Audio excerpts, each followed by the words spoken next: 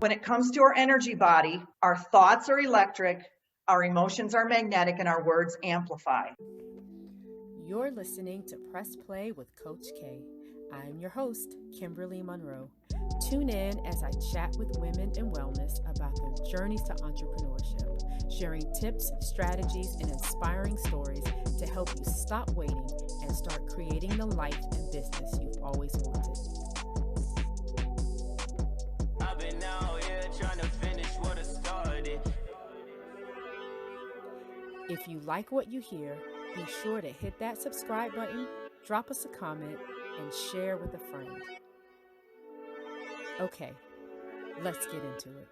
Hello, everyone. Welcome to Press Play with Coach K. I am your host, Kimberly Monroe, and I am back at it again. As you guys know, it's been a little bit, and 2020 was a doozy of a year, and I'm really excited to bring my guest to you today. She's just doing some really amazing things. She's got this fantastic positive attitude and this amazing effervescent energy. And so I would like to introduce you all to Tonia Braddock. And Tonia is owner of the Soul Cafe. Tonia, how are you today? Oh, I'm doing great. How are you, Kim? I'm so excited to be here with you today. Yeah, I'm great. Braving this super unpredictable Texas January weather where I don't know from day to day if I should wear shorts or mittens. So maybe I should get some of those Bernie Sanders mittens. I was just going to say that. I'm here in Western New York visiting some family, and it's about 12 degrees. So I could really use some of those mittens myself. Oh, okay. So then I officially will not complain about the weather here because it definitely is not that cold. You and I both met in Florida, so we understand what January is, how hot they can be. Right, exactly. And people like look at me like, how are you cold? I'm like, you have to remember, like, I'm a Florida girl at heart. So it doesn't really matter, what your perception of cold is. Mine is, and I grew up in South Florida, so it's like a totally different ballgame for sure. That's great. So interesting thing about how you and I know each other. We and I still work full-time in the donation and transplant world. And I was reminded just yesterday as I met with my team of just what an amazing opportunity it is to show up for work every day and do work that literally changes people's lives, because I think that not everyone gets a chance to do that. And so even on the days where I'm stressed out, my calendar is ridiculous, and my inbox is full of unread emails, I get that reminder and it charges me. And so you came out of the organ donation world. And before we get into what you currently do, can we talk a little bit about that? Absolutely. So yeah, my background was a lot in grief, loss, death, and dying. I worked as a director for hospice in Orlando. And then I worked for a blood bank for a while. And then about, roughly 15 years, I worked in organ and tissue donation and transplantation. So absolutely, I've, working on those front lines there in the trauma centers, and, the emergency departments, really firsthand seeing a lot of heavy emotions, and a lot of physical and emotional suffering. So that's definitely an area that I saw. But like you said, there was a lot of reward that came from that. So working with those families in that very difficult time through their grief and loss, and watching them give in a way that was just so selfless to allow others a second chance at life was just, it was so rewarding and such an excellent, I guess, path for me to choose, throughout part of my journey. And then to kind of see where I am today, all of those building blocks that I learned at that time have kind of brought me to where I am now. You referred to your journey, and it's interesting. I would imagine, because I was surprised, even though you and I had not, we worked for organizations that were partner organizations, and we oftentimes worked with the same donor families and the same donation cases, you on the organ side and me on the cornea side, because at that time I was working for an eye bank. And when I saw that you were stepping away from your role at your previous organization, I gotta be honest, I was shocked. And I can imagine that you probably got that response from a lot of other folks who've known you for far longer than I have. So tell us a little bit about what made you decide to leave work that is very rewarding, but I'm sure also has a heaviness and a weight to it, and what led you to do what you're currently doing. Yeah, definitely. So, like I said, working in, for nearly 15 years in organ donation, it got to a point, I'm looking at maybe the last 2 years, it got really heavy. It got very demanding, and it took a physical toll on me, not only emotionally, of course, but it began to take a physical toll on me. And then I began to kind of go along my own path on the side, while I was still working there, and start to realize that I needed to clean up, how I felt physically. With the hours of the job, we were working nonstop, around the clock, many late nights, early mornings, having to go do educational programs at 3 a.m. to the night shift staff, seeing a lot of just really heavy hearts at the hospitals.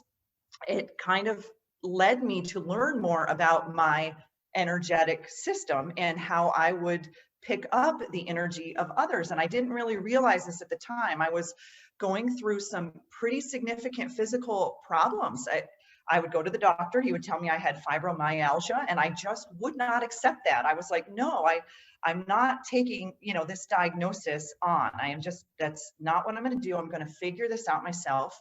And as I began to kind of pretty much use myself as a guinea pig, with homeopathic remedies and different emotional techniques and things that were natural and holistic. I mean, I grew up in Western New York, where there's a lot of Amish community here, and they do a lot of natural medicine and holistic approaches to things. So we kind of grew up, I didn't grow up Amish, but we grew up around them. I learned a lot from that. I learned, how to do things naturally. And so I kind of took that approach later in life and said, how can I do this? How can I heal my body of all of this pain, this burning and insomnia? I was just having so much stress at the time. And when I say the word stress, I began to realize that 95% of my issues were due to stress. And as I took a look at my life and what was going on in it, my work was about 90%, of that. I was not having a nice balance with my work and my personal life. So I kind of had to take a step back, and I began to go to these different healing retreats. And I dabbled a little bit in Ayurvedic medicine, which is an ancient Indian medicine. I dabbled a little bit in energy healing. I just began to kind of go to all these different conferences on the weekends, and yoga. I did a lot of yoga, and I began to learn a lot, through that process. And what I learned was a concept called energy medicine or energy healing. And many of us in school, we learn about the circulatory system, the skeletal system, all the different, and working in organ donation, we had a very, especially you, I remember you doing presentations and the words that you were using, pertaining to cornea donation. I'm like, I have never even heard that word. I have to Google that. But even when you were working in placenta, I mean, I learned so much from that. But when it comes to our energetic system, we don't really learn about that, but it is Right. there. Just because we can't see it, it's like the air that we breathe, right? Sure. We don't see it, but we know it's there. We have a very powerful energetic system. And when you're working in a hospital setting, like you and I, we pick up things in our energetic Right. body, and that can affect us emotionally and physically. So Absolutely. yeah, as I began to learn more about this, I learned about different healing modalities that would work with the energetic system, like healing touch, Reiki, Eft Tapping, which stands for Emotional Freedom Technique. I learned about the emotion code and applied kinesiology, or better known as muscle testing. Mhm. We have a means to communicate with our subconscious mind and our innate body, and it will give us the answers that it needs to heal. We have these beautiful mechanisms that know how to heal naturally if put in the right environment and given the right ingredients, per se, to heal. So let me ask you this. So, I think about the science of donation. And the work that goes on behind the scenes is a completely different conversation. You know, I've been a registered donor since I was 19 years old, had no clue everything that it takes to make donation happen behind the scenes on the medical and on the scientific side. And that was definitely a huge learning curve for me.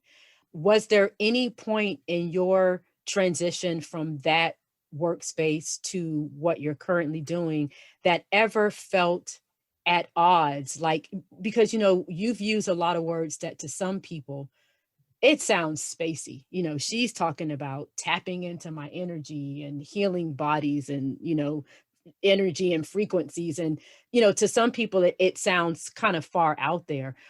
Did you encounter, I guess, two questions. Was there an easy sort of merger of what you already knew to be true and the things that you were learning that were also true? That's my first question. And then my second question is, what resistance did you encounter along the way from people who maybe, for lack of a better words, don't buy into what it is that you currently practice? Absolutely. And I think a lot of it is that conflict between Eastern and Western medicine. Mm-hmm. And us in the United States are very, very kind of been, for lack of a better word, programmed to think that there's only one way to heal the body, right? Where if you look back into ancient times, Egypt and, you know, all the way back, they have had many, many natural remedies and herbs and Bach flowers and all of these different things that they have used that have been very successful over time. So I think for me, a lot of it was I was in so much pain that I was willing to try anything. I was willing to try, like you said, the far out there, spacey, woo-woo, whatever you want to say. I was willing to try whatever it was to take the pain away. I was in so much pain in my lower back and my body was just burning that, and those modern medicines were not working for me. I did give those a shot. I did give those a try. And then I started to wean myself off of them because they just weren't working for me. So I knew deep down in my heart and my soul, I had to try something different.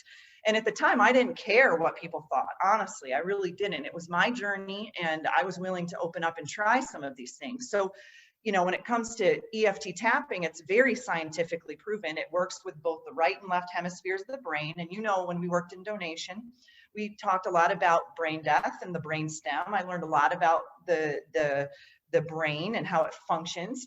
But what I didn't learn about in, you know, working in donation was the power of the subconscious mind and understanding that our subconscious runs 90% of our daily activities is run through our subconscious mind on autopilot, right? So when I was doing the EFT tapping, I began to notice that I could change my daily routine and my daily program.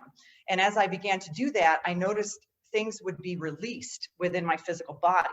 So as I tapped on certain acupressure points, that's what EFT tapping is. You tap on certain points. It's a form of Chinese medicine. And as you tap on the points and you say things, you are activating both the right and left hemispheres of the brain. So yes, there was a time when, yeah, maybe, you know, I would go to the hospital and share, you know, this with some of the doctors and nurses, and some of them, you know, were like, whatever, that doesn't work. And then there were other ones who were like, that's amazing, I want to give that a shot. So it's really to each their own.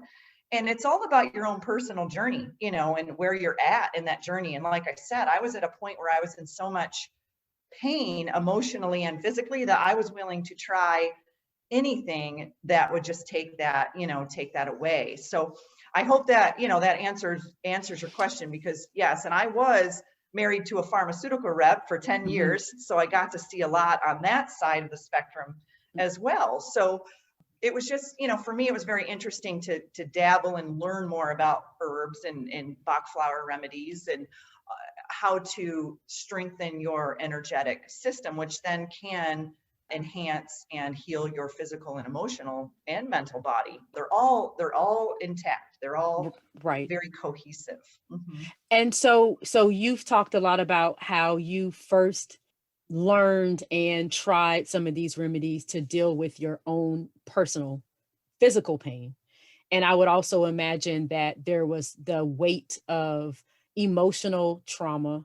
You know, on your website, you talk a little bit about compassion fatigue, which I know well. We have a compassion fatigue program at my current place of employment where we work with our, hospital staff because they encounter so much, especially when you think about ICU and ER nurses and the weight of caring for patients who die and having to have poor prognosis conversations with families and, sort of taking all of that on. So there's like the physical pain from your diagnosis that you got, then there's probably the emotional weight of just the work that you were doing.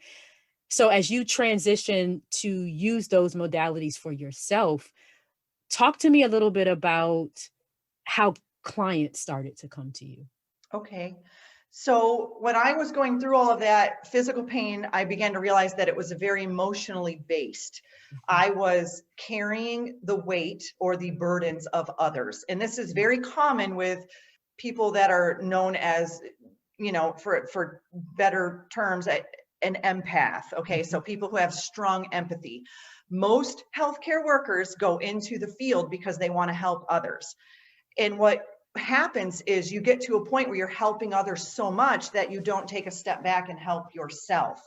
And that can lead you to compassion fatigue, burnout, all those different types of things where you are just so spent that because you've been giving so much of yourself to others that you're not filling your own bank, right? Mm-hmm. And like the love bank, you just give, and you're not receiving enough of that. So as I began to learn that, and where organ donation kind of came in, when you begin to learn about the emotions and how they get trapped in certain parts of the body, each organ plays a role as to which emotions get trapped. For example, the liver is where anger gets trapped, resentment. When they say you're an angry drunk, right? That's where those emotions get trapped. The kidneys, fear gets trapped in the kidneys. The heart and the lungs are grief and loss and suffering. Gallbladders, bitterness. So as you begin to learn each organ and which emotion is attached, it's kind of interesting because when I do work with clients, what comes up is they'll say, I'm having this XYZ problem, and I can kind of attach it to a certain emotion. And then they'll say, well, that's exactly how I'm feeling. Well, let's talk about that. Let's move through that, right? So as I began to do those for myself, I began to see certain emotions come up. There's an amazing book out there by Louise Hay. She's passed away, but she's a phenomenal, she did a lot with emotional work, and it's called Feelings Buried Alive Never Die, I believe is the name of the book. And it basically has each, a whole list of different ailments or issues and the emotion attached to it. So as you begin to realize that my physical pain is a manifestation of my emotional pain, you can go to the root cause and heal the emotional pain, which then will free up that physical restriction. So as I began to do that, I started to share my story. I got out there, I started a YouTube channel. I started to just kind of share, this is where I was at, this is where I am. And as I did that, people were reaching out. Hey, me too. I have that problem too. I have fibromyalgia too, And so it was kind of funny because as I did that, I really didn't have the intent of starting a business. I was just going along, healing myself, sharing my story. And then before I knew it, I realized, wow, I'm not the only one suffering, here. So then being the empath that I am, I thought, okay, I can use my testimony to be able to help other people. And as I did that, more and more people started to come and they wanted to learn more about these healing modalities. And then it just grew. I went from being certified in Reiki to then the emotion code to then Eft tapping and now into beyond quantum healing hypnosis therapy. So as my journey has progressed, I have learned these modalities, and now I'm in a situation where I want to be able to share those modalities with others to allow them to dive deep and start to heal some of those root core issues of why they're experiencing this physical pain. Wow, that's amazing. And one thing that I've certainly learned as I've done this podcast is that one of the common threads that I see with my guests is the very personal place that their journey comes from.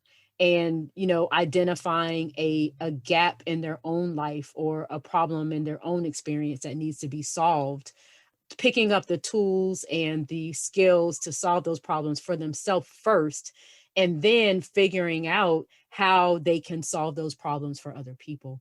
And I think it's interesting how to some people it's jarring for someone to leave what is seemingly a very secure, comfortable place of employment and to really take a leap, essentially using modalities and concepts that, quite frankly, may not necessarily be palatable for the masses, but be encouraged that, like you said earlier, like to not care what other people think and to know enough to understand that there are other folks out there who are experiencing a lot of the same things that you are, who need your help, and quite frankly might not even know it until you start to share what that journey looked like for you. And then all of a sudden somebody can say, oh my goodness, like I can identify with that. And I didn't even know there was a thing out there that could help me. Number one, I didn't even have a name for what I'm experiencing. And then number two, I didn't even know that there was something out there that could help me work through what I'm experiencing. So to that end, how do you make a determination about what modality you use to treat someone who comes to you? Well, a lot of it goes, when I'm working with a client, it basically is just their energy, and I know that sounds wild, but it's how their energy brings it to me. So as I'm working with them, things will just kind of ebb and flow as we go through a session. So, they can go on my website and sign up for something like a specific hypnosis if that's what they want, or they can sign up for specifically the emotion code. But oftentimes in my personal healing session, it can go from tapping to emotion code to different types of, ways that we can work through whatever issue or ailment it is that they're struggling with. So for example, I had one client who was really struggling with sugar cravings. And so we kind of started working through some things, and I do what's called applied kinesiology. A lot of chiropractors use it. It's a means of using muscle, muscle stimulation to get information from the subconscious mind. And so what I do is when I muscle test someone, it'll kind of guide me as to where they need to go to be healed. And as we go through that process, it'll just kind of take you there. And it's quite fascinating when it happens, because usually the client is like, how did you even know that? How did we even get there? But then as you heal, it'll get deeper and deeper. So this particular client, like I said, was having sugar cravings. And what we realized is that it stemmed all the way back to the time that she was a child, where she would go to the dentist and she had anxiety, and they would give her a sucker or they would give her a piece of candy. And so what happened is between the time we're born and roughly the age 7, we're in what's called a theta brainwave state.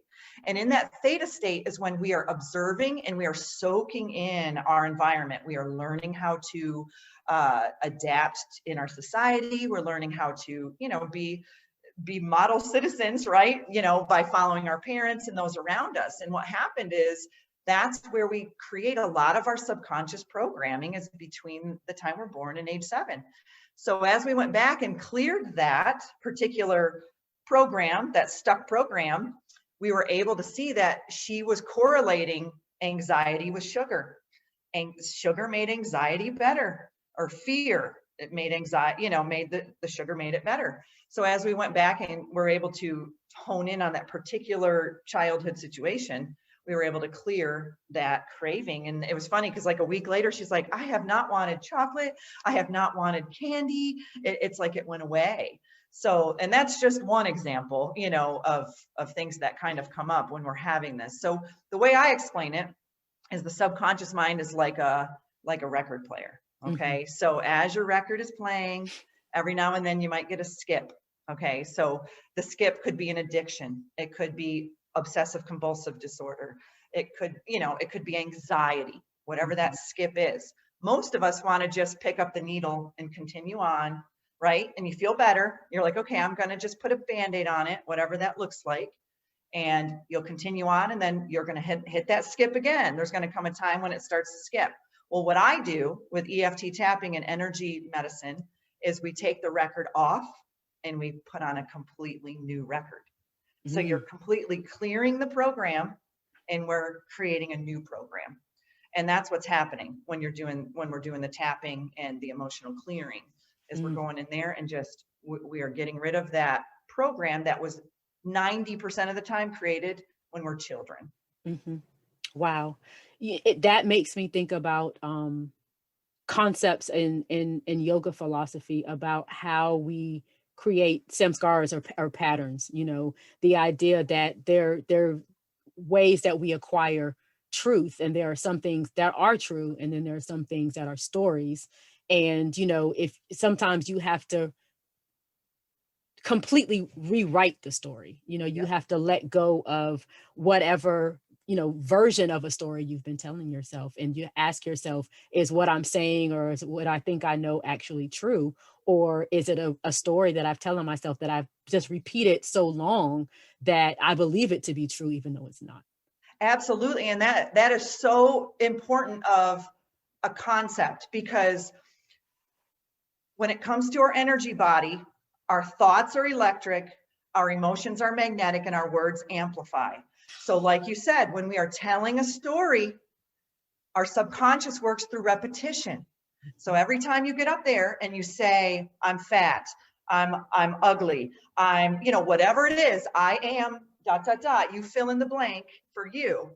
You are creating repetition, and the subconscious mind is creating momentum behind that. And when you create momentum, then that becomes your reality, right? So everything that you are projecting out or amplifying, speaking, broadcasting, you know, out through your story is what you will be attracting, you know, back into your reality. So I work a lot too with my clients on the law of attraction, and it's kind of fun. You know, it's really important to understand that, like you said, it's our belief system that really limits us. You know, it's like if, you know, when we work in organ and tissue donation, there were some people that were totally 100% for it, and some people that were totally 100% against it. And sometimes when they were against it was because they had heard a story, right? They had heard another person's story, or maybe they had their own story, but that story was what was creating their belief system,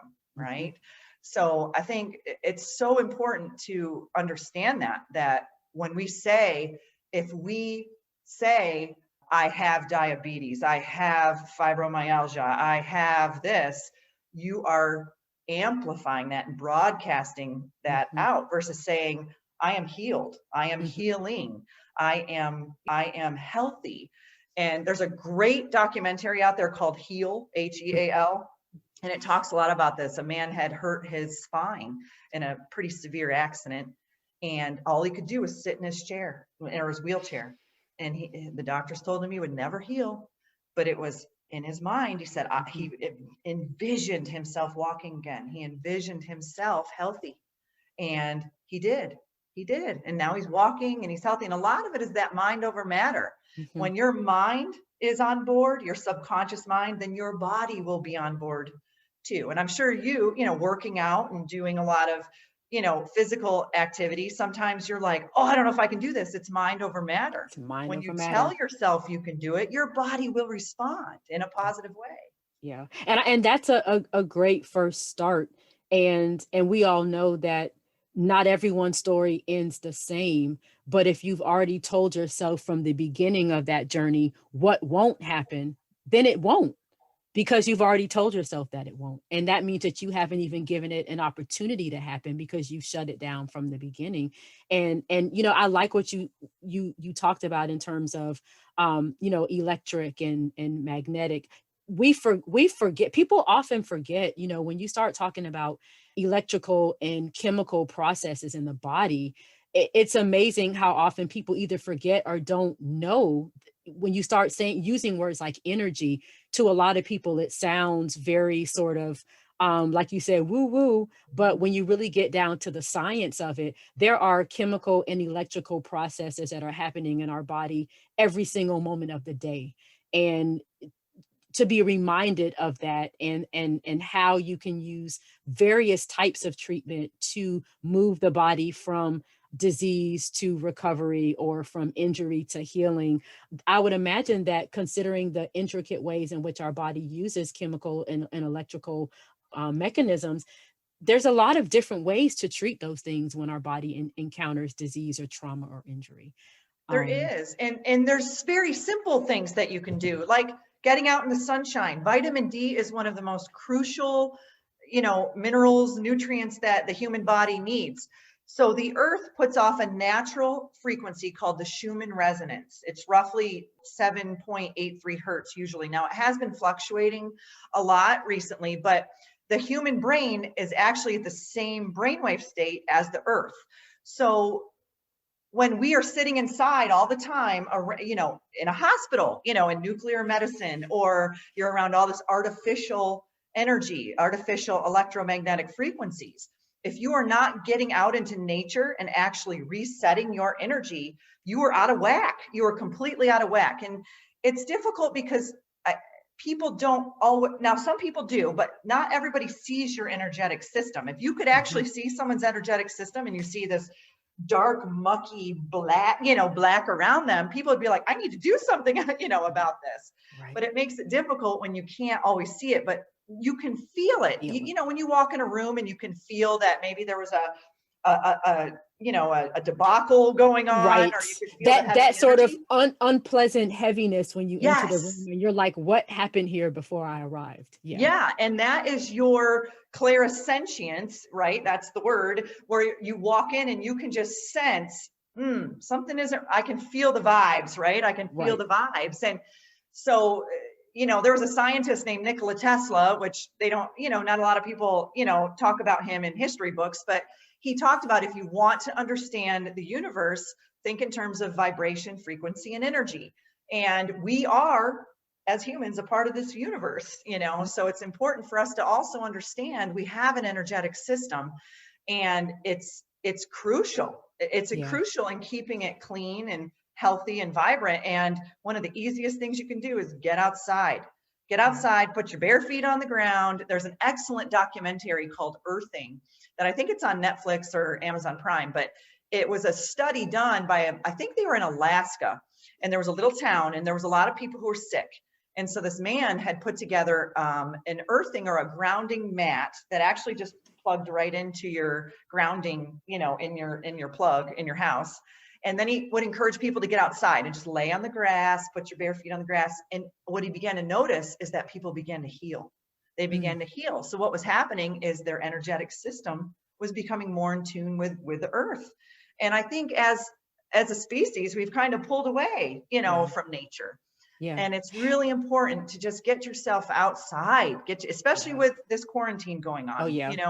Get yourself outside and just sit in the sun. It was really easy for us in Florida. I could drive to work, and I know, right? And when I hear you talk about earthing, it takes me back to when I was a kid and growing up in South Florida. One of my favorite things I used to love to do is bare feet in the grass. And sometimes I would just lay out in the grass, and just that sort of feeling of, I don't even know how to describe it, but there's something about just taking off your shoes and getting in the yard and just hanging out. So it's amazing that as children we don't think of it as therapeutic. We're just out there having a good time. And as adults, it almost seems like we become subconsciously skeptical of what nature can really easy. Right. That it's that easy.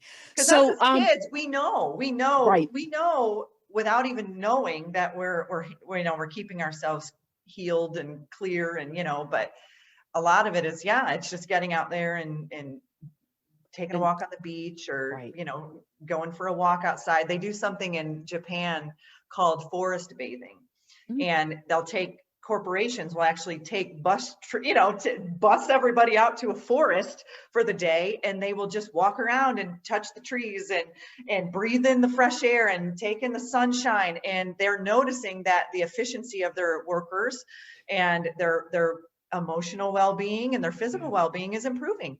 And it's because they're doing these things like forest bathing. Yeah. Well, we were not designed, I strongly believe, to, sit in four walls all day, every day. You know, when you, and I, even when you mention vitamin D specifically, and, you know, for those of us who really have kind of been, you know, paying attention to COVID, there's been a lot of talk about the benefits of vitamin D supplementation as it pertains to, you know, how people respond who become infected with COVID and how they recover.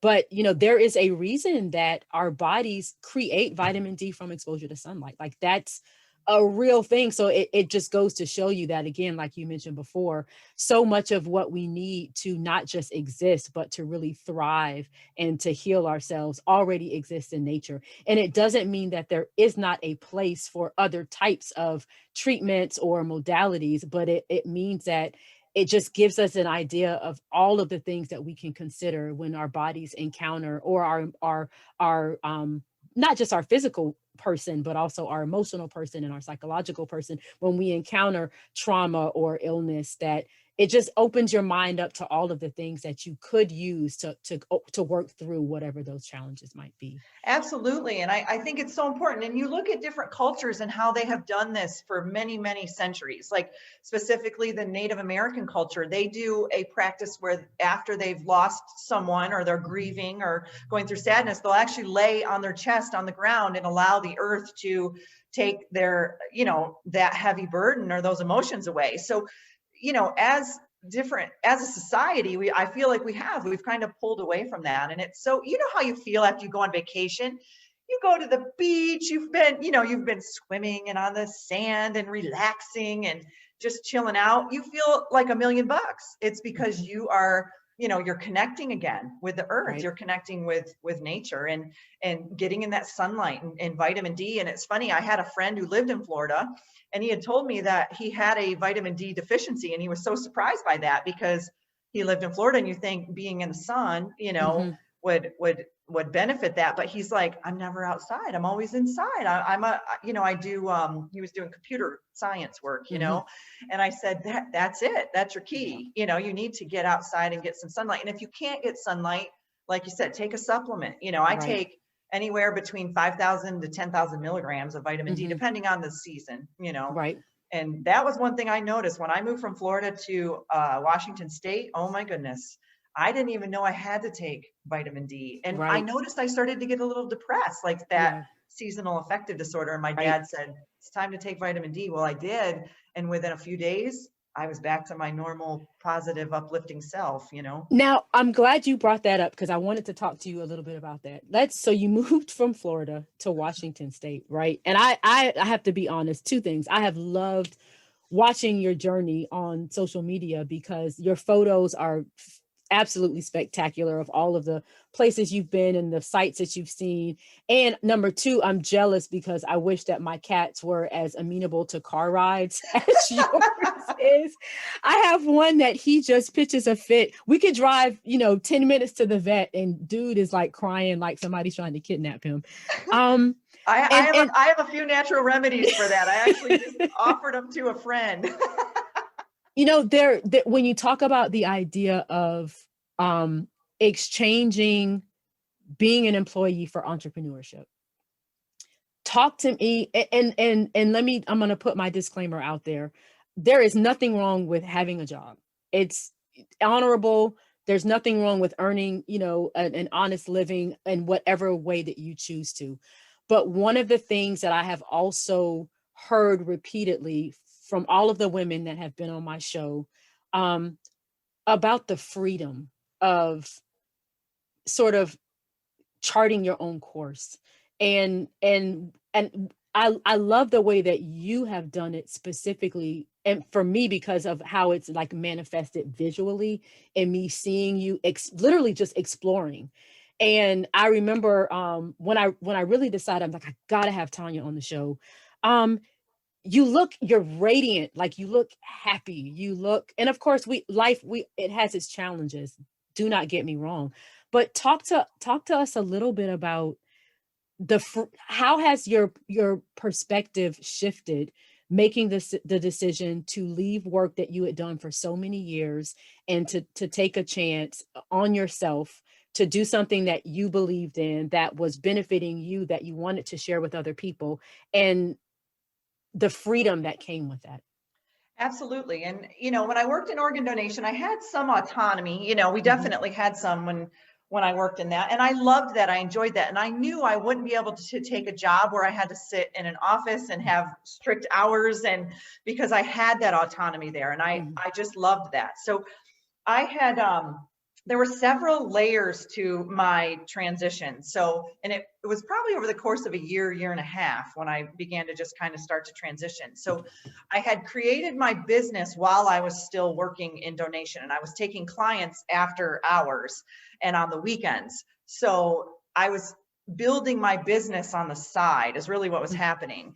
And so for me, it got to a point where it was just a natural transition to kind of phase out of, working in donation and just starting to phase into my business. And when I went in to share that with my supervisor at the time, she was just floored by it, because I didn't really share it with anybody. I was just kind of doing my thing, and it was like I was living double lives. I mean, it was weird, because I had my donation life, but I also had this other healing life going on. So I was meeting all these people, and I was traveling to conferences on the weekends, but it never conflicted. I never had a conflict. It was fun. It was rejuvenating for me to do something new. And so as I did that, I knew deep down in my heart that Florida was not where I wanted to grow, my business. And I always had a passion for the mountains. And I had never even considered moving to the Pacific Northwest. I mean, it was really not on my radar. If anything, I would move to North Carolina or, somewhere like that. But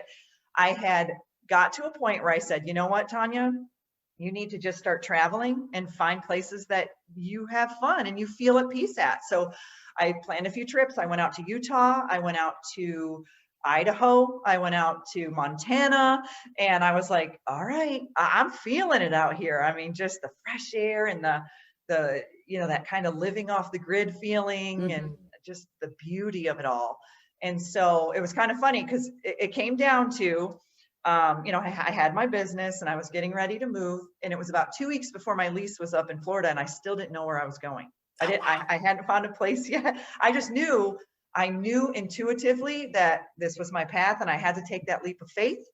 And so my friends had actually thought I was moving to Idaho, because they threw me a potato party. I love it.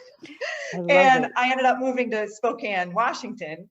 So I lived there for a year, and then I decided I actually really like Idaho. So then I ended up, moving across the border, which is only like 30 minutes, away. So I live in northern Idaho now, and I couldn't be happier. And with this when COVID started to outbreak, a lot of people, we couldn't travel, we couldn't fly, we couldn't do things. So I said, when I worked in donation, I was in my car.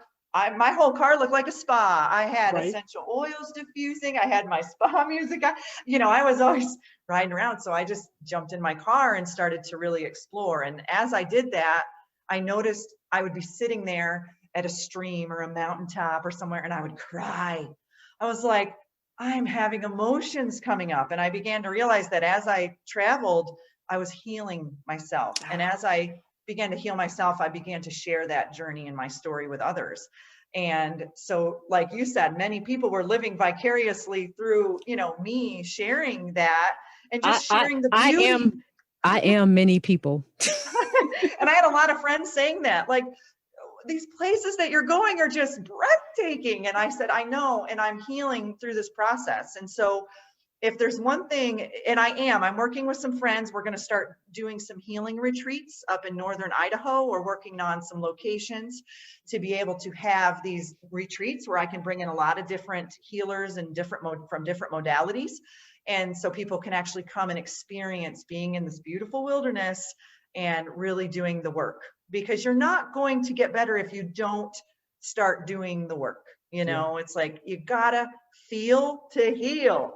Yeah. And I was the classic case, avoidance of, I didn't want to cry. I wasn't a hugger. You ask all my friends in donation, I would do the side hug, the side hugger. But I knew when I hugged, I could feel my emotions. I could feel their emotions. And I didn't want to break that barrier and cry, because I was working in such a heavy environment. So I was like a pressure cooker, all those emotions I was holding in. And then at some point I'm like, gosh, I got my body screaming, you've got to let go of this, Tonia. Yeah. You've got to let go. So the last 2 years of my journey were just letting Wow. that stuff out. And And you nature played a huge role.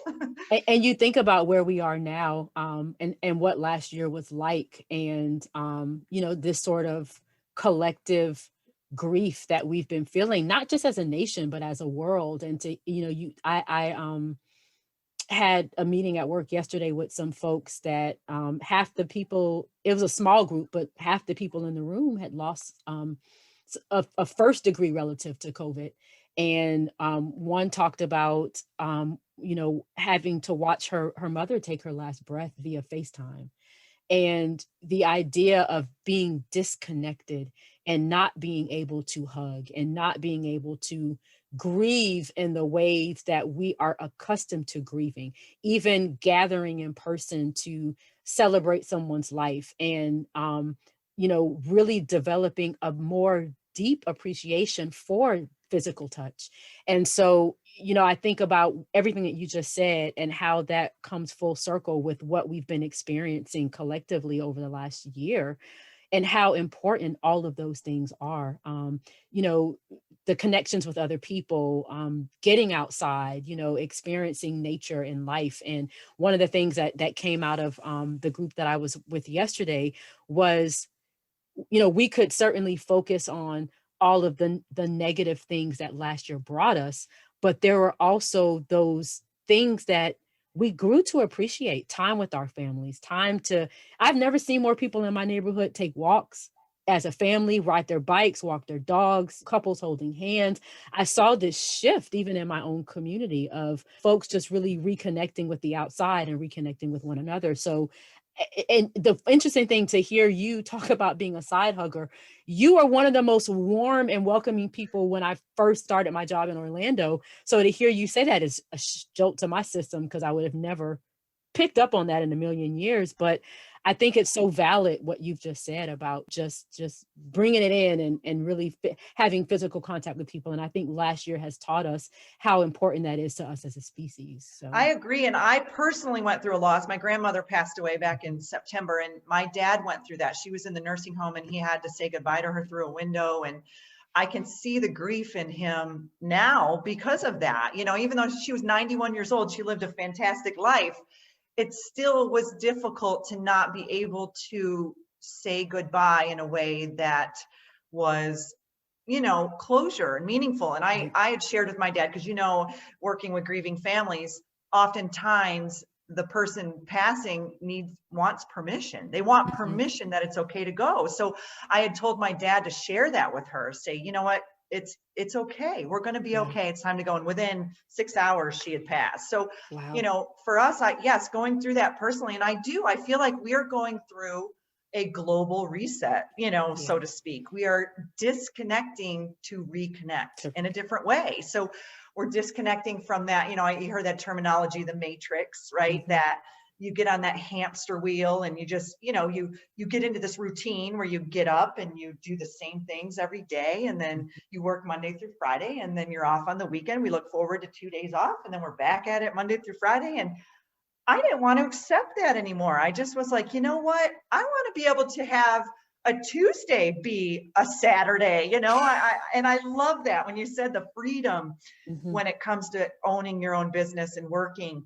I set my schedule, and if there's a day I don't want to see clients, then I can mark it off. And then if I, need to work a little harder, it is what it is, and the nice thing about mine is it's all remote. So I can kind of, as long as I have Wi-Fi, I can kind of be anywhere. And I love that. And it's so rewarding. And I get to meet so many different people, and I get to meet people from all over the world. A lot of my clients I've had, as long as I speak English, I can understand it. But, a lot of them, Russia, Estonia, I mean, it's just kind of fun to meet a lot of these different people. And we are the creators of our reality. And I think if that's one thing I can emphasize, I'm 43 years old. I did all of this transition. It's like I turned 40 and this light bulb came on, and I said, I don't want to live this way anymore. I don't want to live this hustle and bustle and this grind and on autopilot all the time. And working for the system. I want to do something on my own terms, and I want to be able to do it for me and to be able to help others too. And so that's kind of where I decided I wanted to pave my own path. And don't get me wrong, I'm not perfect, believe me. I mean, there's days when it's tough. You got to motivate yourself, and you got to get out there, and you got to keep putting yourself out there. But then there's also the benefits of it too, is that you can not have that stress of that. I don't feel that Monday morning stress anymore like I used to. That Sunday night, you're, oh, Monday, I got to go back to work tomorrow. I don't feel that anymore, because I look forward to what I'm doing. And a lot of people say, well, I can't do what you do, or I can't, but you can. It's a choice, right? It's a choice. I quit a very stable job. I was making very good money. I upped and moved from one state all the way across the country by myself with my 2 cats. If people say I'm fearless, maybe that's it. I don't know, but I was scared. I'm not going to lie. I was definitely scared. And I know my family was scared too when I did it, but it was also exciting. You aren't going to be able to change unless you take that first step. And you may not see the whole staircase. Believe me, I still don't see the staircase, but I see that step in front of me, and intuitively, if it feels good, then I take that step. I love that. I love that so much. So tell us, where can we find you online, and where can we find you on social media? Absolutely. So my website is www.thesoulcafe.org. And I'm on Facebook and Instagram. I also have a YouTube channel called The Soul Cafe, and you can find those right off of my website as well. And like I said, I recently have gotten certified in the Beyond Quantum Healing Hypnosis, which is very new to me, and it is so transforming for people to be able to get into the subconscious mind and to really figure out what is the block, what is blocking you from healing, whatever that looks like. Maybe you're an athlete and you're having some performance issues, or, maybe you're having some pain in the body. The quantum healing hypnosis can really go deep in there. And the neat thing is, you come up with the questions. So when I go in and we go into the hypnosis, you're guiding it, really. So it's really cool. And so if folks want to learn more about you and the various ways that you can help them work through whatever it is that they've got going on, thesoulcafe.org, and the same name, The Soul Cafe, for your YouTube channel and all of your social media. Yes, as well. And Facebook is The Soul Cafe. My Instagram is perkup_The Soul Cafe. So and I've got links on my website. So if you just go straight to my website, you'll be able to find the other channels. Perfect. I cannot tell you how amazing it was to talk to you. This was not just an awesome, energizing conversation, but I think just so timely for where we are in the world and for the time that we're in. And I wish you more success than you could ever imagine. And I, of course, will be watching you and your kitties as you continue on your journey. Maybe your cats can teach my cats how to appreciate a car ride. I don't know. Well, my one cat, unfortunately, during the COVID crisis, I lost one of them too. But so I will say there's 2 things that I use. It's called Feel Away. Comfort Zone is a wonderful thing that you can spray on their stuff, and you can use Bach flower remedies too in their water, and it just helps chill them out, makes them happy. So I'm not doing it on my own. There's some remedies there that I do use to get them to calm down. That is good to know, because I'll tell you, Teddy and Dexter, Teddy's the worst. He's the one that's just and the whole drive. I'm like, bro, like, you just got to hang in there. We'll be there soon. So I drove 4 days and stayed in 4 hotels with my cat. Oh my goodness. He did wow. great. Good. That's awesome. Well, thanks so much again. This was an awesome conversation. And guys, you've been listening to Press Play with Coach K, and I'm so happy that you were able to join us today, and we'll talk to you soon.